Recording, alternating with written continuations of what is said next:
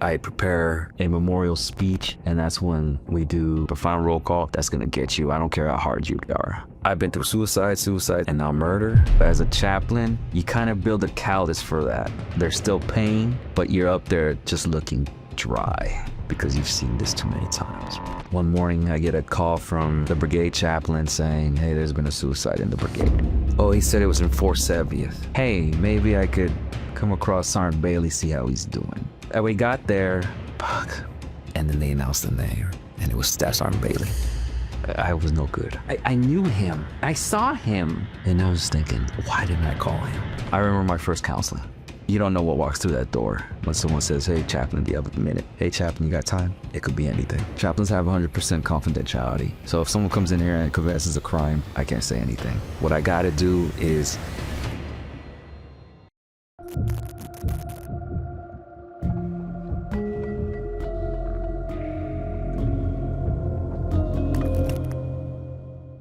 My name is Nimrod Kirk Alcala. I've been in the United States Army from 2010 and still currently serving. I'm a chaplain.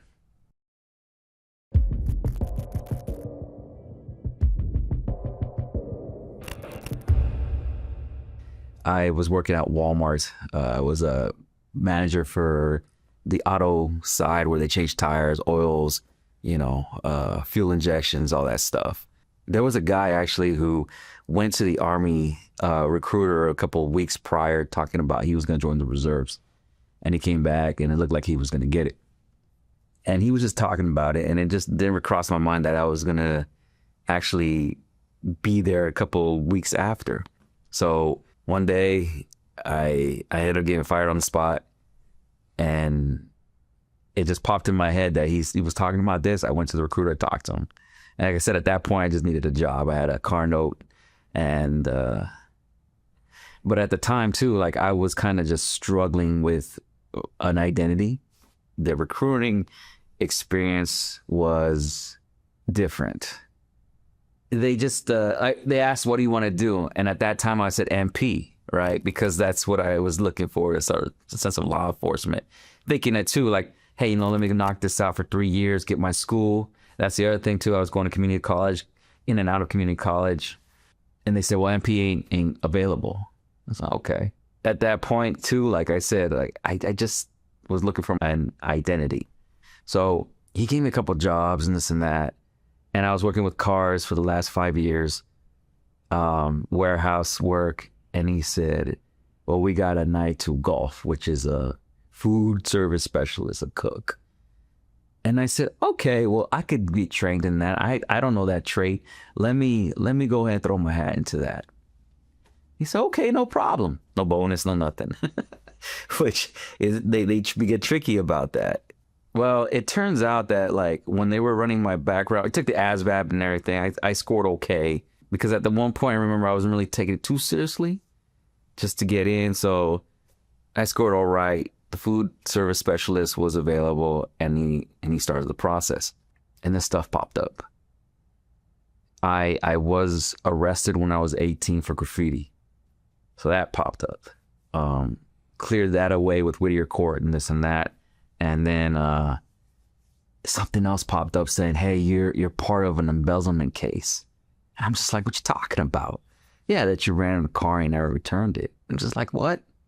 So again, we had to go back to the Whittier courts, which is just local right there where that station was at. And the guy, I remember at times this guy would call me saying, this is Detective whoever, and I'm just in this case. And he asked me questions. It wasn't nothing bad. I just didn't think it would just escalate to this. It turns out that this case was never closed, but my name was listed in the report as a suspect. So that's what the recruiter saw. Like, hey, you're a suspect in this case. I said, I have nothing to do with this.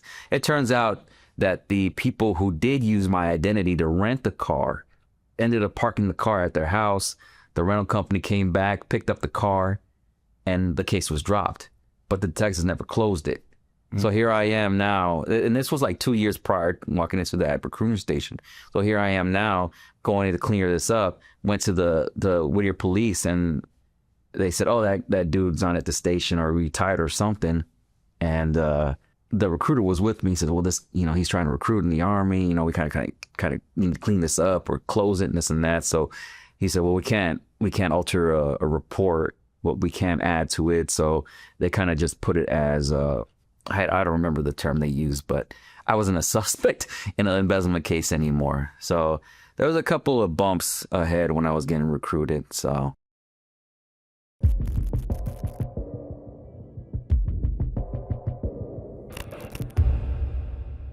So after recruitment and I got in, right, the contract was signed. I could feel a tension, not a tension, but just some, not worry, but with my parents, right? Because like I said, it's just been me, my dad, and my mom, and my sister throughout our lives. They kind of turned when they came over here. They kind of not so much turned their back on family, but they were just focused on what they were doing.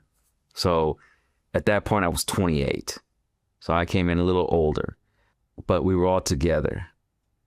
And it was done. The contract was signed. And I remember that the day my recruiter came to pick me up at my pad, or my parents' pad, like it was that time. I told my parents, like, hey, he's coming at this time, and that's a wrap. They briefed me too, saying like, don't take any, and they gave me like a knapsack, say whatever you put in there, so that's all you could take. And it was a small bag. So I had a jacket. I wore that jacket. I mean, I don't know what to take, right? They didn't really brief you on that either. So I pretty much just walked out of the house. And my mom was at work, but my dad and my sister were at the house. The staff sergeant came, knocked on the door, and they almost like escorted me like if I was just, who knows, taken where, right? And I remember my dad and my sister were out there, and they waved me off. I walked, he parked, a couple houses down, and I walked off. I waved to them. They were on the porch, and that was it. Side note, later on, my dad and my sister said that after they closed the door, they just started crying. Like I said, we've been together up to that time, and now I'm doing my own thing.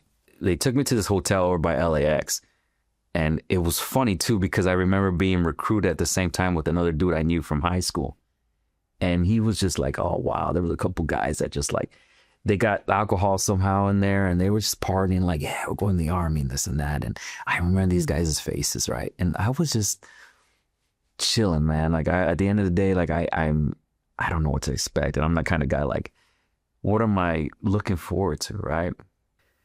The next morning, they got us up. They got us on that plane. I remember we stopped in Chicago. I'd never been to Chicago. And that was where I changed flights. And then it was off to Fort Jackson, South Carolina. Got there, it was pitch black. I don't know if you've ever been in the South or that area. It's just pitch black. Right. So we get there, and there's buses. We get on the bus, and it's like I look out the window, and you can't see nothing, right? Like, where am I going? Where am I, right? You know where you're at on a map, but when you get there, you're just seeing it just pitch black. Like, where am I going? Right? It's interesting how so many, like, you got these people on this bus too, and they just have this trust. I'm like, hey, they're gonna take care of us. Yeah. We get to Fort Jackson, and I remember there was a drill sergeant standing out, and I looked over and he was there, like, you can see his silhouette, right? Or not his outline with the pointy hat in parade rest. And I'm just like, oh dang, it just got real. But it didn't get real yet. They got us off the bus, and what comes to be known as reception, you get off, they put you in this bunk, and it's just dusty bunks. Like, it looks like, nobody really lives here. You just crash in here. So we get there, you go through reception, and then they talk about, like, tomorrow you're going to ship.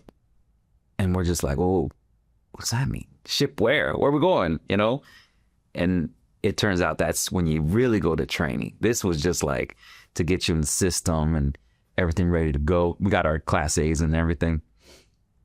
So the next morning, they said, get on the bus. The drill sergeant says, put your heads down, don't look up, close your eyes. I was just like, what the heck? This was the same guys that were talking in the auditorium, right? So what they did when I found this out later was they just drive around Port Jackson. And they make you think like, where are they taking us? Some mountain range, right? Like, ooh, where are we going? They keep on driving around. That's what I found out later. They keep on driving around, driving around, driving around. Finally, they stop. And this drill sergeant comes up. I think his name was Drill Sergeant Morrow. He comes up like, hello, on behalf of the United States Army, shut the boop up and get off the bus and get off the bus, get your stuff, this and that. And we're just like shuffling around and this and that. And what was funny though is that those dudes that were partying in the hotel, no, this is serious. Like, you see how wide-eyed they get. And at that point, I'm just like, whoa, what, what did I do? I did meet a very close friend of mine in the military. His name's Craig Blair. He's actually a warrant officer now. And at that time, we went in as PFCs. And like I said, this dude, we just connected. I can't remember exactly how we started talking. I guess it's just because of alphabetical order, and he was standing next to me, and we just started talking. And, you know, we were going through the same thing, missing our families, missing our girl, and all that stuff. So we just connected, and that's one thing I said that really came from basic is the friendship I have with him. I think at that point I just wanted to study Bible more. What was gonna lead me to, I wasn't too sure at that point, because at that point I didn't know that that the Army had chaplains, but I could say that was the calling. So mail call, right? Mail call is the biggest thing that you could get in basic training. And it takes a little while to get your letters. And my mom would write me letters all the time. And she would kind of sneak in like clips from LA Times with the sports page and what's going on over there and this and that, which I found out later we can't have that either, but it was all good. You know, like I tucked it in. I was, oh shoot, look at the standings, like in basketball and hockey and whatnot, football. So one thing that she wrote me a letter one time, and I think it hit my mom the hardest, that when I left, again, we were just 4, and I remember she opened like, I'm just sitting here, and I remember when you were sitting here at the table in the kitchen, and how you saying like, I ain't no good and not amounting to anything, I gotta do something, and now you're out there, I just thinking about you, I'm here by myself and this and that. But then she wrote Joshua 1:9, which says, have I not commanded you? Be strong and courageous.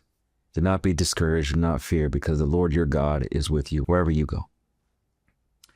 And that verse, I could say, was a foundation of me going forward.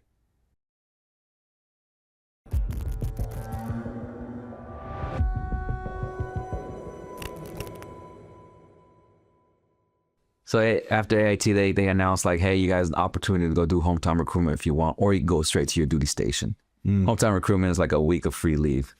So I vouched to do it. Came back as a PFC, you know, lost all this weight, soldier, you know, this and that. And I thought it was like the shit, right? So got back, and it's funny too, because I told my pops I was coming back, but I didn't tell anybody else. So I had a friend pick me up from the airport, dropped me off. It was a Sunday, dropped me off at the church. I walked in my Class A's and all that stuff, and kind of interrupted the service and this and that, but everyone turned around. They see this dude coming in with this beret. At that time we were wearing berets, and everyone started clapping and this and that. My mom was shocked, and it was funny too, because like when that was all said and done, and we went back home, my mom turned my room into like some storage area. There was like a bike in there, was pots and pans. Like, I was like, hey, what happened? Like, geez, already, oh, he's good done. Like, he's not coming back. He's like, well, I didn't know, I would have cleaned it up. But I think that was just a ongoing joke in our family. Like, yeah, dude, like, it canceled, right? So, again, I was just accomplished in my head. And met up with friends, and they were happy to see me. The same friends that, you know, I hung around prior to leaving, which I can't say they were a bad influence, but I still had that mentality these are my guys. This is who I am too, you know. And I learned the hard way that might not be the case. I remember I went to go see a UFC fight with one of my friends. And at the time, my wife, who I was dating, talking to, she lived in West Covina, and we went to see the fight in Long Beach. I told her, hey, this is the plan for this. Okay, well, I'll see you later. I said, oh, I don't know what time the fight's gonna end. She said, don't worry, I'll wait up. I said, okay. So we saw the fight. I mean, I didn't drink, because I knew I was going on the other side of the city. So left him. I said, I'm gonna go see her. She's like, all right, well, it's good to see you and this and that. So I took off, got to Azusa, and there was a drunk stop. This was like 1 o'clock in the morning, and got caught up in the drunk stop. And they said, have you been drinking? I said, no. And I was wearing like somewhat dressy clothes, like I just came from some sort of club or bar or whatnot. So no. And they said, step out the car. So, okay. And they gave me the breathalyzer. I passed it twice. And they said, you better start breathing right, or we're gonna take you in tonight, and then we'll give you a blood test. And I'm just like, oh, okay, well, what do you want me to do? Turned out they booked me that night because they thought I was messing with the breathalyzer. So they said, I have the right to take you to jail and wait for a nurse to come pull your blood. And like, again, I just came out of basic and AIT, got caught up in this, and I'm just like done, right? I said, I'm done. This was, like I said, this was back in 2010, 2011, I think. So they booked me, impounded my car. Ugh, shame, right? Did they take your blood? No, they just kept me overnight. The nurse never showed up.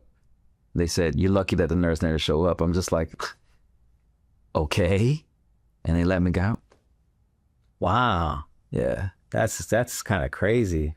It was funny too, because here I am in that holding cell, and they were just bringing people left to right. And I remember there's a whole bunch of like biceps coming in, and they were just used to it. You know what I mean? They were just having a good, well, not having a good time, but just talking to each other like, yeah, you know, this and this and blah, blah, blah. And here I am cold in the corner, like, what am I going to do? I'm done. Like, I just got out of training. I had orders to go to Fort Seal, and what am I going to say? Who am I going to call? You know, they let me go the next morning. I checked my messages because they take everything, and they said, and there was my wife saying, I waited for you all night. Don't call me again. You know, how you stood me up. How dare you get me? Heard it from my mom, my dad. Where are you? What happened? It was this bad. I didn't know who to call. I think I did talk to the recruiters, and they just said, call your unit that you're going into. Well, I have no contacts for them yet. You hadn't yet checked into your unit? No. So I checked in with them, and they just kind of like, well, you're kind of not with us. And I didn't know who to call the unit. But again, me and my pops, we went to the, that's not city industry. What city's out there on Azusa off La Puente police. So I went there and I spoke to them. They said, well, your case went on to some other place. So actually it was in Long Beach. We went down to Long Beach. I spoke to one of the officers there, explained the situation. He went back, checked it up. He's like, you know what? Your case has been thrown out. Really? So they threw your case out? Yeah. Because like I said, they had nothing. You know, they took the breathalyzer. They hold me there, you know. So he said, your case has been thrown out. Oh. I got into my car and I said, Pops, the case has been thrown out. He's like, thank God.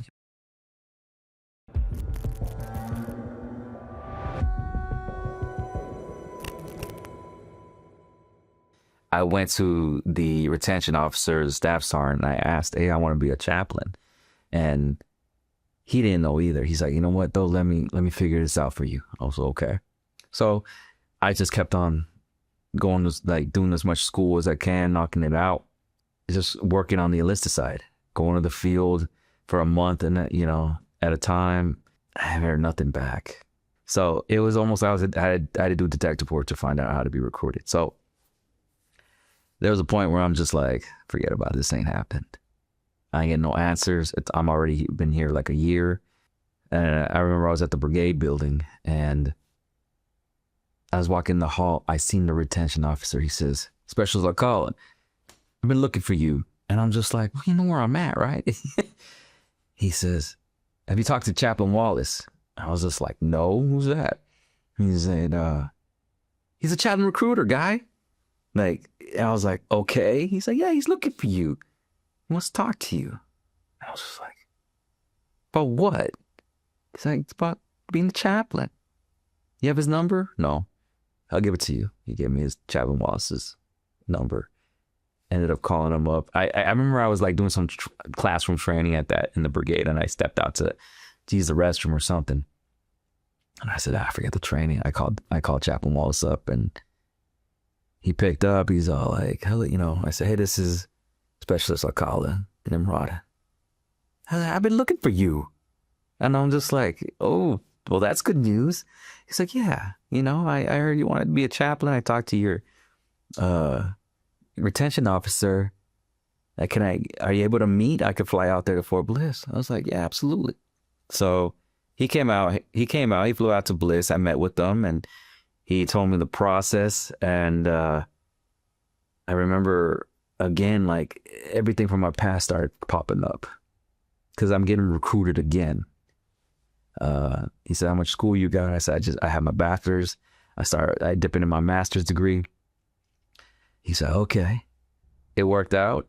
The process was lengthy, and at that point, I'm just excited. Like, I remember my first counseling, and you don't know what walks through that door when someone says, hey, Chaplain, do you have a minute? Hey, Chaplain, you got time? It could be anything. Chaplains have 100% confidentiality. So if someone comes in here and confesses a crime, I can't say anything. What I got to do is try to convince them to like do the right thing, as far as maybe turn themselves in or hold themselves to some sort of accountability. If they come in here and tell me, hey, I want to shoot my commander up, well, he came in my door, so he's not really convinced that he's 100% he wants to do that. It's my job to say, hey, you're in here, let me dissect the situation. My first counseling, though, so it was a female soldier, and I remember that we were having the SHARP class. SHARP is sexual harassment and assault prevention. So they already announced, like, hey, if there's anything that triggers you, go ahead and step out and this and that. And we all have to take it annually. And it happened, and I was in the back, and an NCO grabbed me, hey, can you talk to the soldier? She just walked out. Sure. Walked out. And, how do you break the ice on that, right? My first counseling. How are you doing? Good morning. Like, she didn't come to you and you were going to her at this Yes, because they noticed that she stepped out. So maybe it could be nothing, right? Right. But again, first day on the job, you don't know what it could be. So I walked out there and I sat down and I said, hey, introduced myself, and everything okay? And she went on to tell me, like, well, I mean, it's hard for me to sit through these. I said, oh, well, what's going on? Well, I just came back and she ended up just telling me how she was transferred because an NCO was already, she didn't go into details, but the trigger was there that the NCO did something, whether it be an assault or harassment. And again, it just triggered her. And here I am thinking, like, where do I go from here, right? All that school, all those the basic leadership course, when it hits you, what are you going to do, right? Of course, you're going to feel emotionally. And me, personally, I already was upset that this young soldier entrusted her leaders, and this was the result of it. It's bad. But fortunately, I mean, I ended up talking through it to her. Like, I can't tell you what I remember I said. And a lot of these counselings, it goes that way. Like, whatever it is that I tell them to comfort these soldiers, it's just a mouthpiece of God. Was that something that she had reported to her last command? I think so, because that's what got her transferred. But But again, it must have been some sort of senior NCO that got swept under the rug, and they're giving her what she probably wanted. Do you want to go to another battalion, or do you want to PCS? Let me PCS. So that way they kind of satisfy both parties. I think there needs to be accountability. Again, the 100% confidentiality, maybe it might be a good idea to send that NCO or whoever's accused or whoever has been proved guilty to one of the chaplains and say, what's going on? Because of the 100% accountability, why do you have these feelings? Why do you think this is okay? I mean, a lot of soldiers think we're going to come in there and beat them over the head with a Bible and that you need Jesus. But I mean, that might work for some chaplains. I can't vouch that it does, but there's a point to listen, because again, grace has been shown to me personally, and there should be grace shown somehow to these others instead of sweeping under the rug. So so that was out the way, and that was just the tip of the iceberg. I had just different trends that would pop up, whether it be soldiers that say we're not doing our job, and I don't know what my purpose is, and they come in here. Now that's already a red flag, where it's just like, on my side of the seat, you already think of the worst. And they train you to say, are you planning to hurt yourself? Like right off the bat, which is a valid question. I don't feel comfortable asking it right off the bat, because it seems like you're checking the box. What's important about being a chaplain, in my opinion, is that you need to build that trust. I was part with scouts at one point. So cavalry scouts, I mean, they can't be doing their job in garrison, right? Mm-hmm. So they're probably put on details or just sitting around in the cough. When we go to the field, well, obviously that's where they train. That's where they do their job. Oh, so these soldiers are frustrated because they're not doing the job they signed up to do. Correct. So that's a big trend, which then turns into like they get bored, they get in trouble. You know, then they come see me asking like if I could have any, say in whatever punishment might come their way. And it's funny too, man, because sometimes like the soldiers, like they come to me and they don't give me the full story. It's like, I was dancing, sir. Like I had nothing to do with the party. They just showed up in my house and I was dancing. I tripped and like there was some cocaine on the floor. And I kind of like was trying to catch my breath. And like you hear these far-fetched stories, which I get, right? And you can't be that naive to believe. I mean, I exaggerate on that, but it's just like you start talking to them and they're looking for a way out, which depending on the character, again, you got to take your time on soldiers if you're going to vouch for them or not. Because if a chaplain, if you're signing everything off like, hey, this is a good soldier, he just made a mistake. Hey, this is a good soldier, and you're making a mistake. Commander's going to say like, well, chaplain, what's going on here? You're vouching for all these guys. Well, I think everyone needs forgiveness and that. It's a little more tricky there in the military. So it came down from being bored at work, not doing their job, marital problems, just past pains that are resurfacing as far as families going. Like I've heard stories about hard upbringings, death of kids, death of children. It interferes with them being soldiers sometimes. It's unfortunate too, because like they have to bury it in. And it is not until when I was with the combat arms battalions, they have to get pushed to come into my office, go see the chaplain, and then they kind of like, no, I came here because they told me to come here, and I'm not the type of guy who is forcing them to be here or talk. So I'll just open with that. And I said, I just get to know them. I said, where you from? I'm from here. This, okay. How you like your job? It's okay. And then I look at their uniform. Hey, I seen you deployed with whatever. How was that? Good. It's a chip in the block. I'm not in no rush. You know what I mean? To just like, okay, well, you're good. I give them the opportunity. I said, hey, if you want me to step out and take it easy here in the office, I could do that. Oh, I'm good, sir.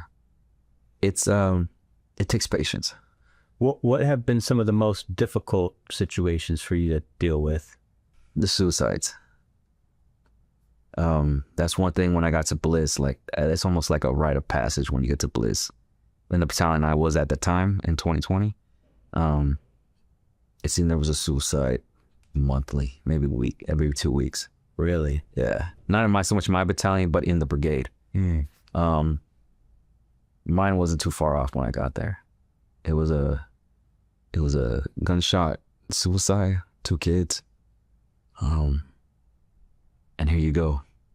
Chaplain, we need to do a memorial. You know, being a fresh chaplain, and my faith background, there's a standing of suicide that I have personally. And here I am trying to honor this soldier. What am I gonna do? And to top it off, like it just, this is the first one. I'm just thinking to myself, what happened? What's going on? I just got here. You know what I mean? Is this what's gonna be? I gotta be used to. And I remember talking to other soldiers about it, and it was just vague. I remember he was a medic. Not that I was expecting them to open up about it or tell me anything, but again, it went under the radar. Like they didn't expect this stuff. And here I am wanting to do the right thing, wanting to do a good job because I just got here.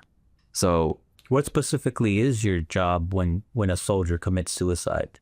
So I'm in charge of the memorial. So there's a memorial ceremony and a memorial service. The memorial ceremony is for the soldiers. Memorial service is the funeral for the family and wherever the soldier's going to be buried or cremated or whatnot. So the memorial ceremony is basically like the one that's held at the base. The battalion shows up. There's words given by the first sergeant, by the commander of the company, by myself. I'm the MC. I do my part too as far as the psalm.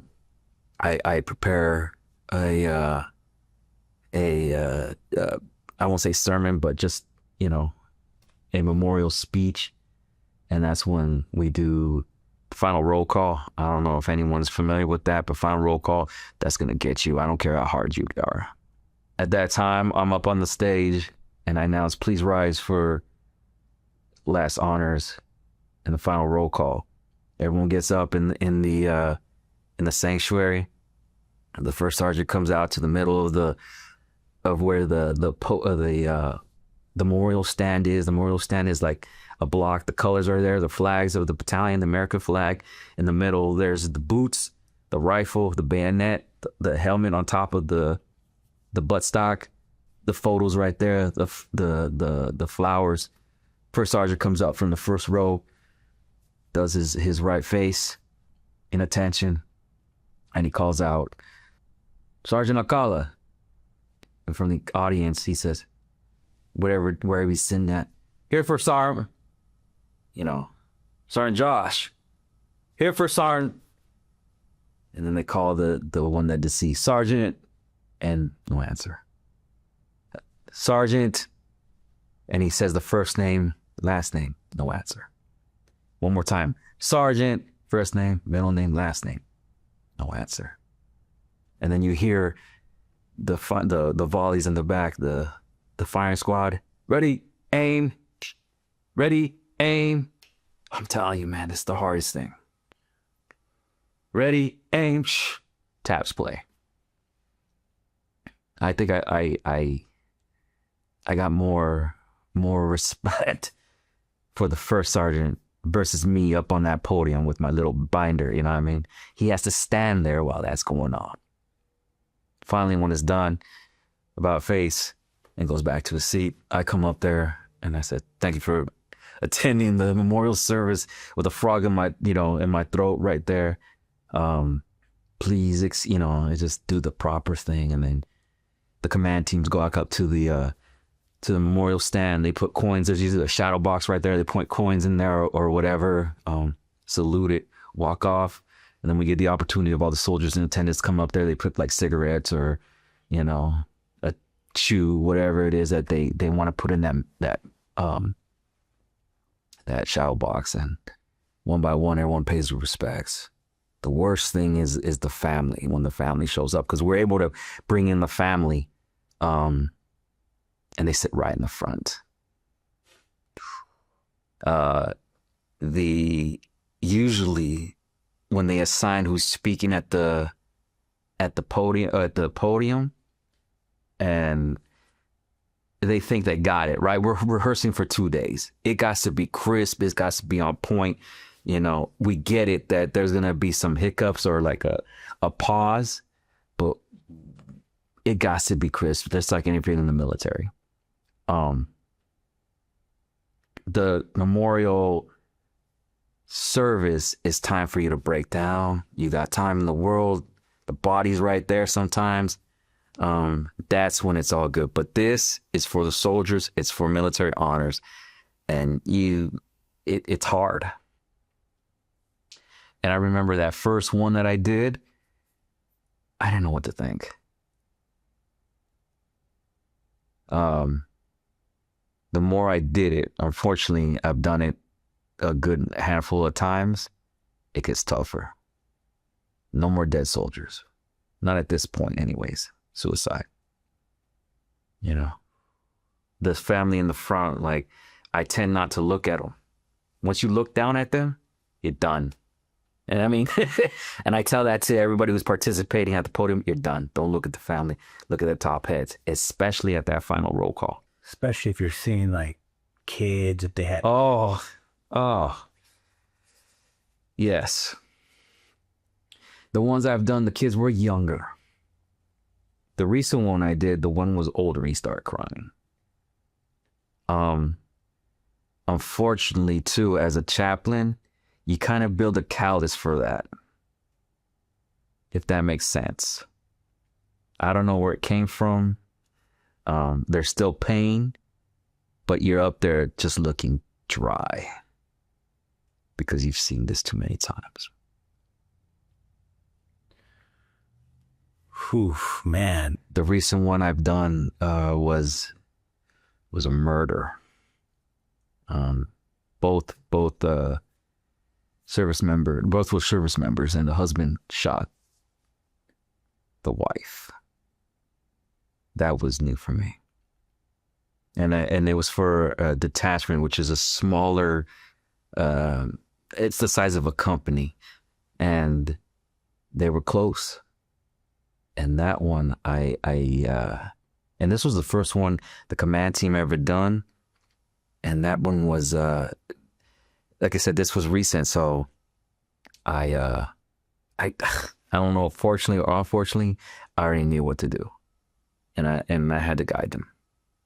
I said, hey, we got to reverse. It's going to be different. Like, they did great at the rehearsals. Well, the first rehearsal was a good once we went through the script. And they pulled it off, though. I'm really proud of them. Like, it was tough. I know it was tough. Especially the situation.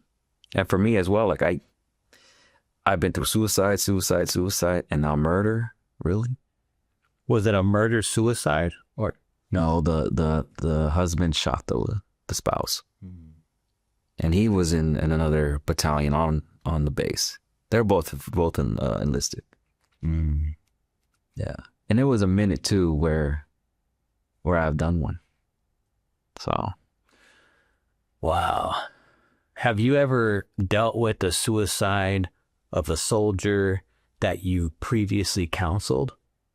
I did have a friend-ish who ended up committing suicide. When I was a Night 2 Yankee, a supply specialist, before I was a chaplain, I was really close with the mortars. A mortar is an infantry guy, but the ones that ended up getting that special assignment, they explained to me to be a mortar. So they're a whole bunch of fun guys, man. They were a close-knit group. This was with the Cavalry Scouts. So there was one, his name was John Bailey, and I always catch him. Very, very funny guy, like open, down to earth. He wasn't very loud like the other guys, but he was there, if that makes sense. And you know, I talked to him when I was a Yankee, and I always talked to the Mortars as a group, and him and this and that. He's from Hawaii, and fast forward when I became a chaplain and I came back to Fort Bliss. I remember I was leaving a command staff meeting and walking down the hall. There's a long hall to get to the exit where the parking lot's at. And there was a line that was along the wall because I guess they were doing some sort of in-process training. So I was walking towards that long hall and I saw this NCO step out of line just looking straight at me. And I'm just like, oh, shoot. This NCO's like, you know, do I got my patches wrong? What am I ate up at? I got closer and it was John Bailey. And he was an E6 at that time. He was Staff Sergeant. He's like, Captain Alcala? I was like, Staff Sergeant Bailey, what's going on, man? And this was already a good 3, 4, or 5 years since I left to go in the chaplain candidate program. I mean, he went on and obviously did great things because he was an E6, you know, and how you doing, man? I said, great. I said, look at you, Staff Sergeant Bailey. He's like, well, look at you. You know, last time he saw me, I was a specialist. So I said, what you doing? He's like, we're doing this training. I said, I'm going to 470. 470th was the sister battalion next to my battalion, 237. And I said, listen, man, I go, come to my office. I said, your cough is right next to mine. You know, let me know if you need anything. I'll see if I come by and visit you. I said, you still in Mortar? He's like, yeah, I'm still in Mortar. I'll be with them. I was like, okay, great. Time went past. I mean, I was still trying to figure out that new things popped up as being a chaplain. This was my first assignment being back as a chaplain. And every now and then he popped in my head, I gotta go visit Sergeant Bailey. And it never happened. One morning I get a call from the brigade chaplain saying, hey, there's been a suicide in the brigade. And I said, well, okay. And he liked all of the chaplains of the brigade to come to whatever battalion support, you know, whomever needs to talk. So Justin doesn't leave on that one battalion chaplain because every battalion has just one chaplain, and a battalion is the size of like a good 300-400 soldiers. So he had the idea, hey, when this happens, let's all go there and support them who can support. So at that point, I had already did two suicides. Well, there was 2 suicides in my battalion. Now this is happening in the other one. And I woke up and I'm just like, Lord, man, like how many more is there going to be? You know, this first thing in the morning. And I remember taking a shower, thinking this stuff. And I said, oh, he said it was in 470th. Hey, maybe I could come across Sergeant Bailey, see how he's doing. So I went to work and I went to the battalion where we all met up. And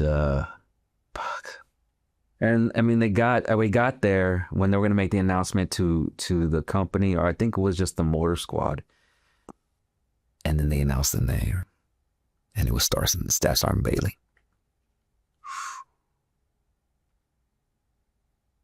And I was no good.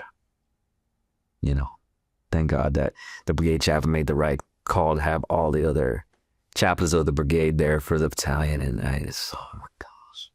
And I was thinking, why didn't I call him? Why didn't I come visit? Why didn't I do this? Why didn't I? And I walked out. They saw me just storm out of the COF. Like the COF is just like the central operational facility. There's lockers where everyone goes, and the mortar pool's right behind. So I walked out to the mortar pool and I sat down, and I'm just like, what did I do? What did I not do? Why? And then they came, and it's crazy because at that time, like I really don't want to talk to nobody because the chaplains were so quick to, are you okay? You want to talk and this and that. And I'm just like, nah. I knew him. I saw him. And I remember that time in the hall, he was so happy to see me. I was so happy to see him. We're just like old, you know, older and progressing our career. And I told him, you need anything? And I told myself too, I gotta go visit him. I gotta visit him. And yeah, man. I mean, I can't say, I don't know. I remember the memorial happened, I wasn't leading that one, but I attended it, and I remember I wanted to meet his family. And there's a separate room in the chapel where they have the family prior to bringing them into the memorial sanctuary. So I went in there and I met his mom and dad. And I remember he was mixed Japanese or Caucasian. Like he had like a Japanese middle name, Hirotoshi, something like that. And I walked in there in uniform and I met his dad and his mom, and they got up right away. And I said, how you doing, sir? I'm Chaplain, I'll call it. I knew Sergeant Bailey, and I apologized to them. I said, I'm so sorry. I'm sorry I couldn't do something. I'm sorry. And I just met them for the first time. And like I said, I wasn't close to Sergeant Bailey, but there was a tie there. And they said, that's okay. You don't have to apologize for anything. We know you did your best. And I said to myself, I didn't do nothing. I should have done something. But they were very, very respectful, very welcoming.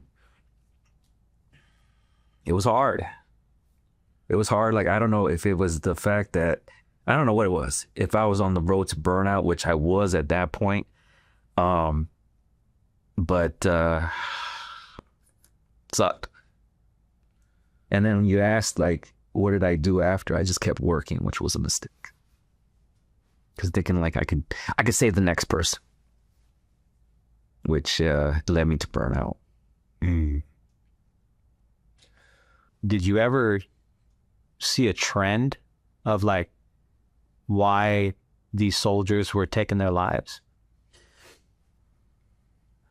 It's hard to put a finger on it, and that's what the Army tries to do, which is noble, but it's too difficult because like they one day they're fine, the next day who knows what it is, right?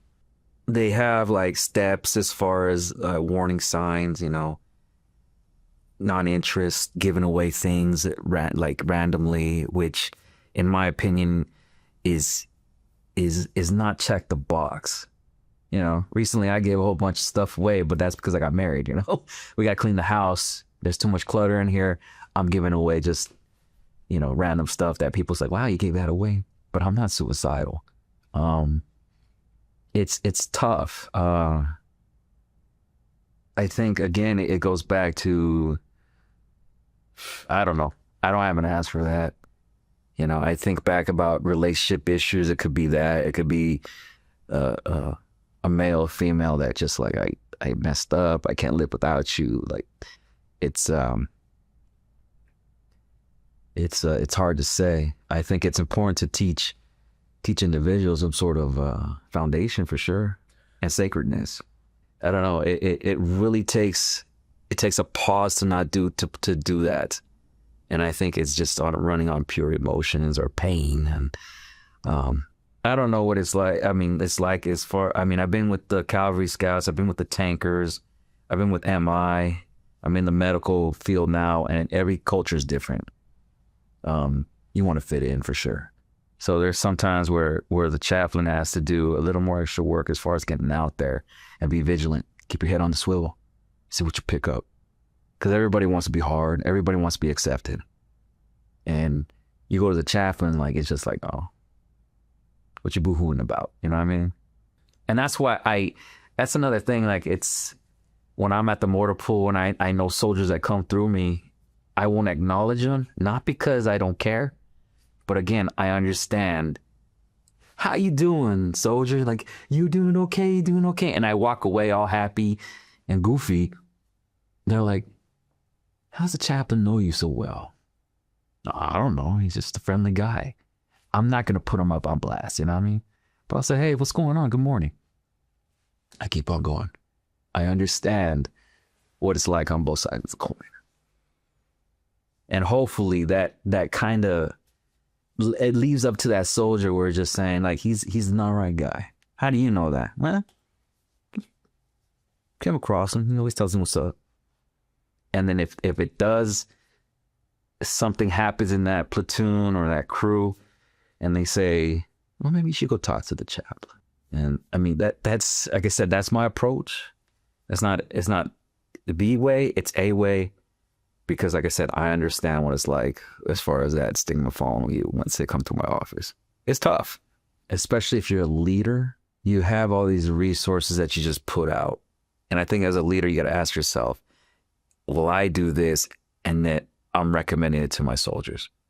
When I did hit burnout, I didn't want to go to behavioral health, but my commander said, you're not good for me. You're going to behavioral health. And we were deploying to Korea. At that time, my sister-in-law passed away. I had a newborn. My wife was just in shambles. And again, I was set to deploy. I called up my command team saying my sister-in-law just died. She was young. They understood what was going on. They kind of followed my change because of the suicides and the exhaustion of, you know, the confidentiality that I hear, you know, trying to save everybody, thinking this is my job. I got to save everybody. Any chaplain that thinks he got to save everybody, he's already on the wrong path. Not saying that as a cold way, like, hey, what happens, happens. But to put that pressure on you, you're just human and you're just one person. Does it suck? Does it painful if one gets away? Absolutely. But I learned at that point when I burned out, because I was just like, I'm a failure. You know, you start even doubting your calling.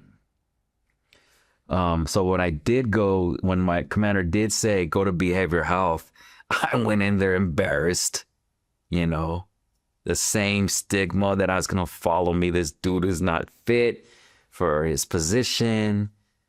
And I went in there, and it was probably the greatest recommendation, command, if you will, that came around to me. One thing that the behavioral health opened with, and he knew I was a chaplain, he says, let me ask you something. And it came as simple as this. Do you recommend people to me? I said, I do, sir. So why isn't it good for you? Ooh. What am I supposed to say to that, right? I said, okay, let's talk. You know? And that's why I open with those leaders who have all these resources. If you need this, go to ACS, go to behavioral health, go to your chaplain, blah, blah, blah. They always put it out, right?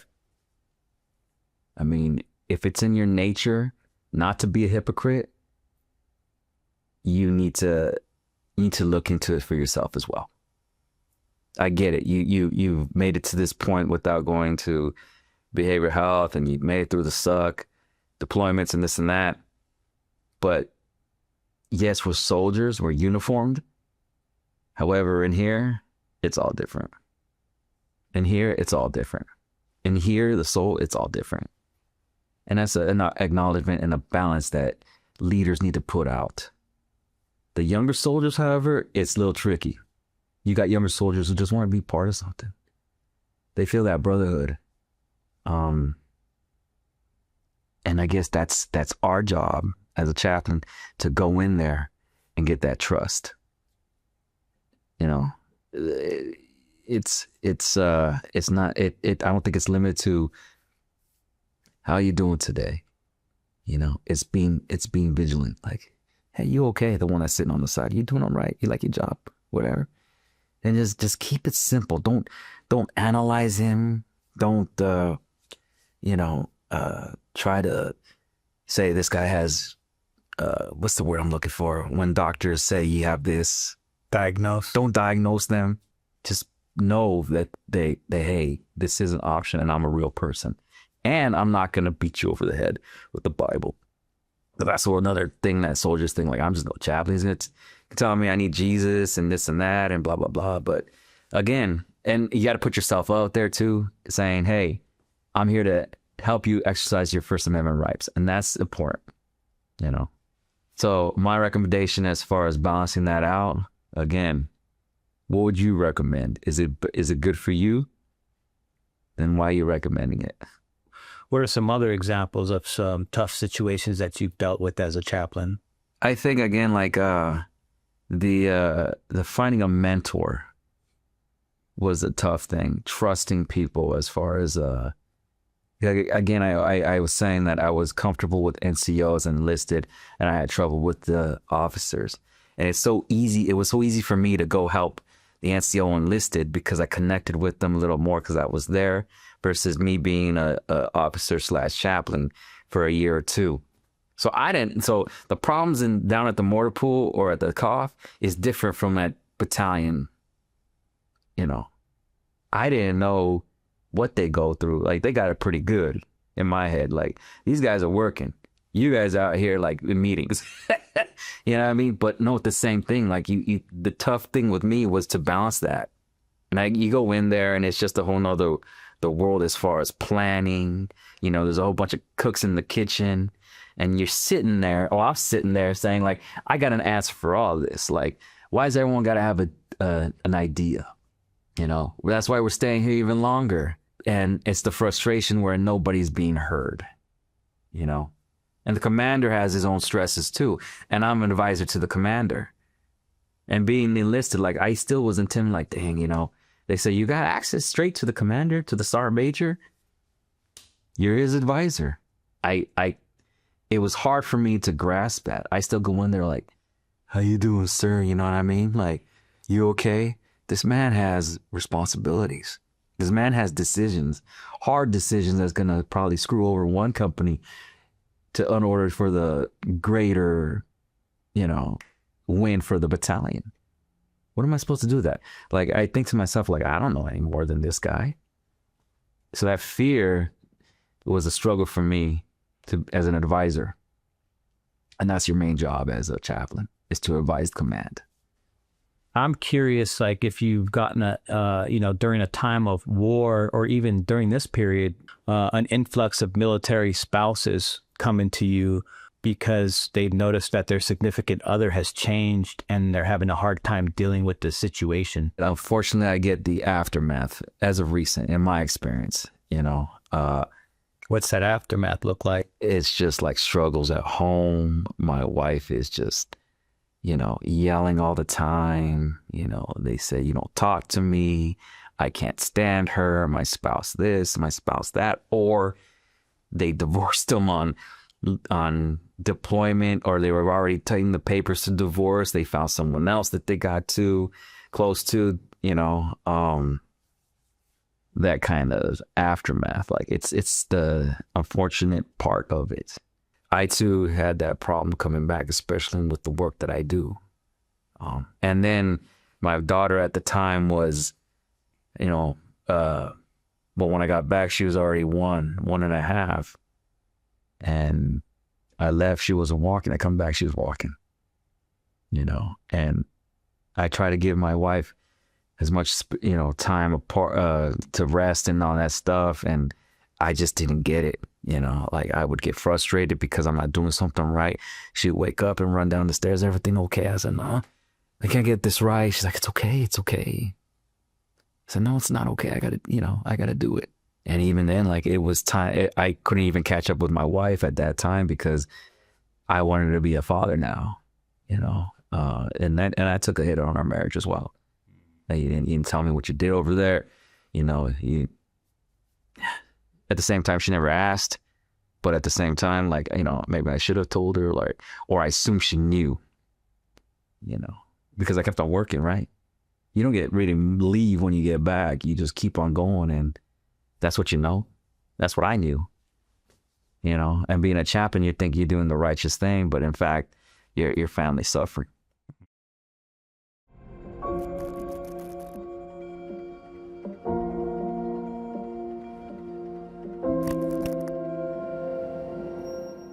When you're in the military, you got to have some sort of mentor, some sort of leader.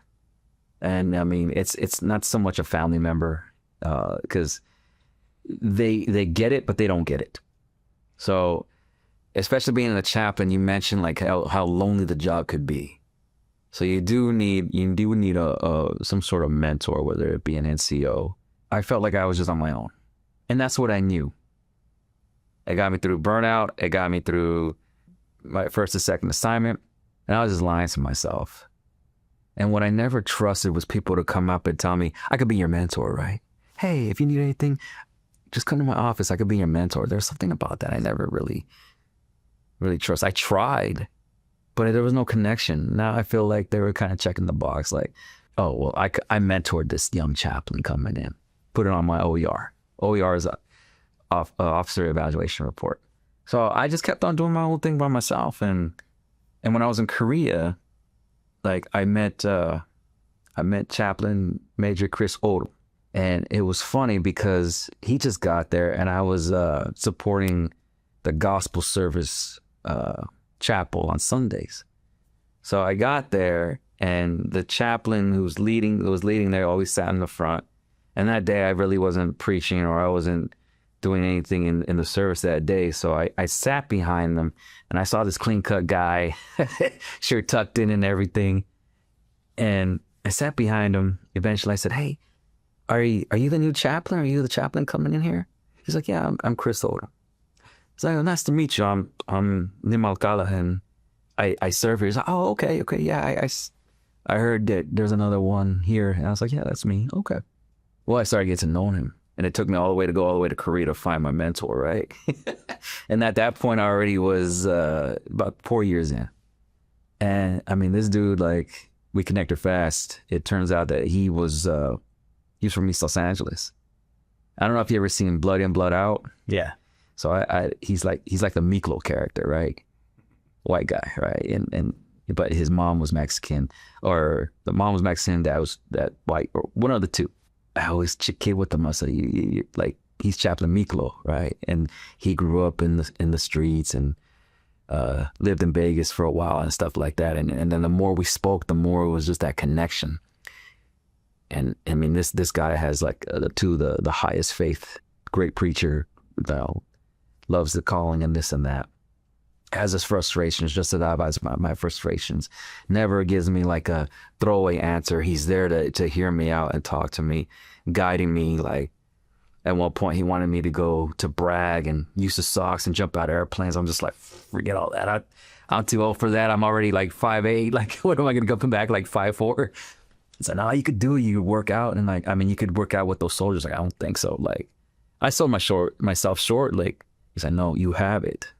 So well, I appreciate it, but this and that. So to this point, man, he's still my mentor and my friend. In fact, he's coming to Cavazos, and we'll be pretty much working side to side. He didn't want to go. I mean, he wanted to go back to Bragg and go back to USOX, but it just played out that way. What would you say he's done for you as a mentor?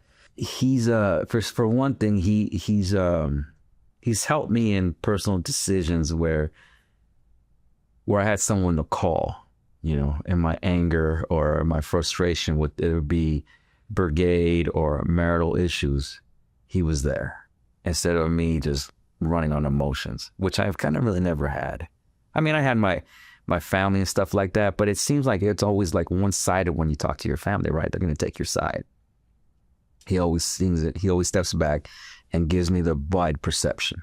When there's times where, like I said, I'm not going to be promoted, he said, don't worry about it. Like, I'm going to help you out, this and that, because I don't know how this process works. He's been through it. It's been that friend / mentor, which I never had in my career up to this point. And again, it was that connection. It's funny too, because he called me earlier this morning and said, how'd the interview go? And I said, well, it's at 11. He's like, okay. And he ended up praying for me. And he said, yeah, man, I don't know. He said, like, I never snitched on camera, but I still got your back. We got that connection, that friendship, which anyone would like, what do you mean? But I know where he's coming from, and he, I can go from anything. If he doesn't have an answer, he'll find it out. And he'll even retract where he gives me some false information. He'll call me and say, hey, you know what I told you was wrong. This is what I found out. I mean, that goes a lot. Yeah. So Even at my older age, like they say, you know, you get older and you don't really listen to anybody. I'll listen to this guy, and it goes a long way.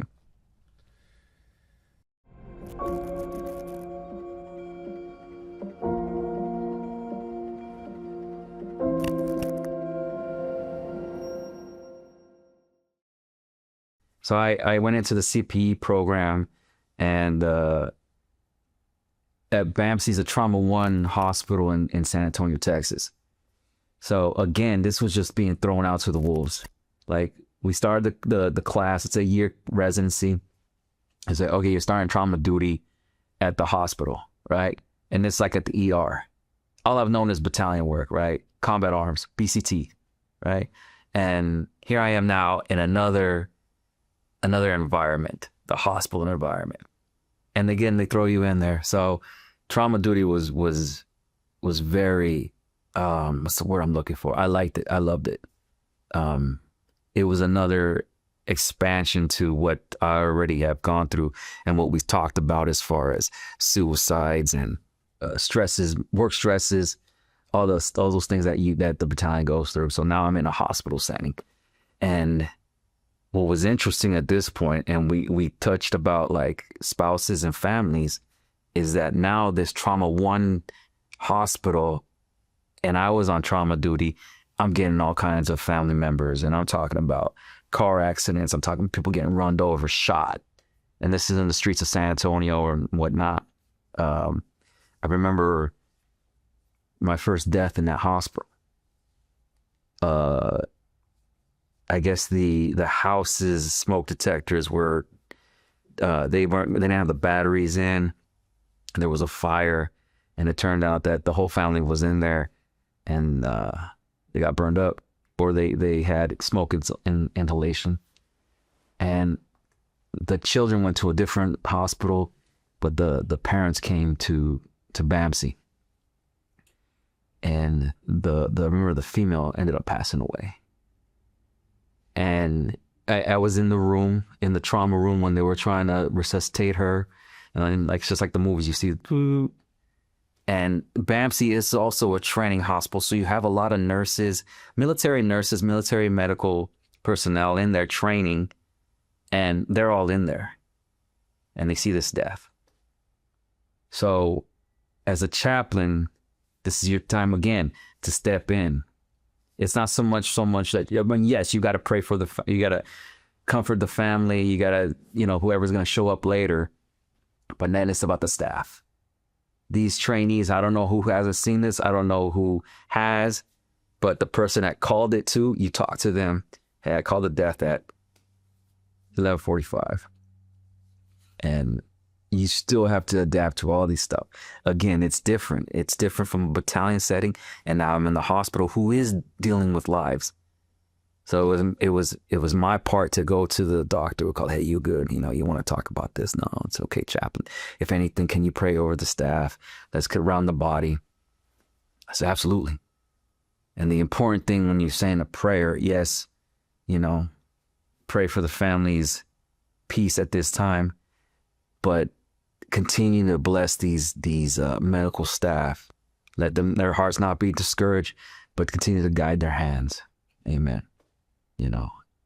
And it does a lot. I walk out there, I they show their appreciation and stuff like that, because you never know when the next one's coming in, whether it be a gunshot wound or another death. What was interesting at that point, yes, I was a resident and in somewhat school, but this was real to me. Like, if you didn't answer a trauma call based off like whatever, if you were in a room visiting, or you got to the phone too late, whatever, because the hospital was big, they're not going to ding you. Well, they will ding you, but the way I took about it, this is real too. This isn't just training, You have to attend to the staff. You have to attend to the family. But then we go back to the weekend.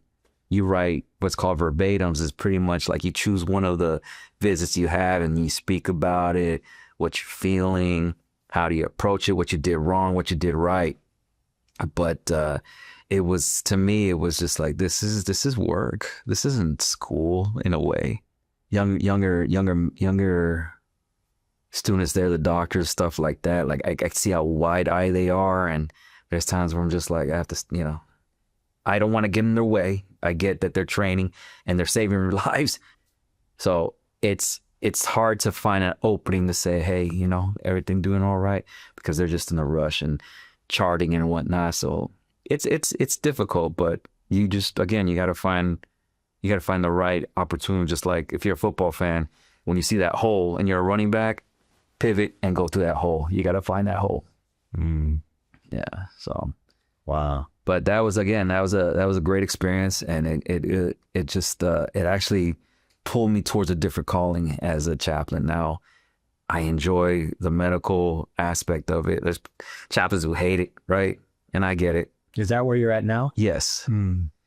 So, I mean, I went to that school to get what's called a skill identifier.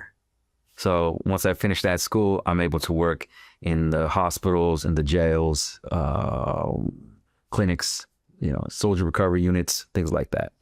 But without that school, they won't assign you there. So I am currently, in a medical brigade that works at the hospital, works at the hospital center, and things like that. So, Wow. as again, it's another culture compared to BCT.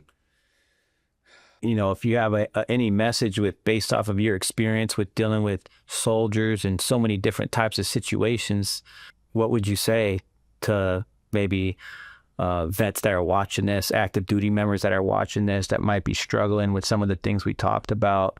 Yeah. So the chaplain corps has core competencies, which is nurture the living, care for the wounded, honor the fallen. I think the middle one, care for the wounded, any good chaplain, once they hang up the uniform, ain't gonna let go of they shouldn't let go of any of those competencies. And I know a lot of soldiers, they don't know that. When you get to a battalion, like as one chaplain, you think they know that, but they don't. So it's important for me to put that out there, that care for the wounded isn't necessarily a physical injury, but what's going on inside, what's going on in the soul, what's going on in the heart, what's going on in the mind. We're here for you.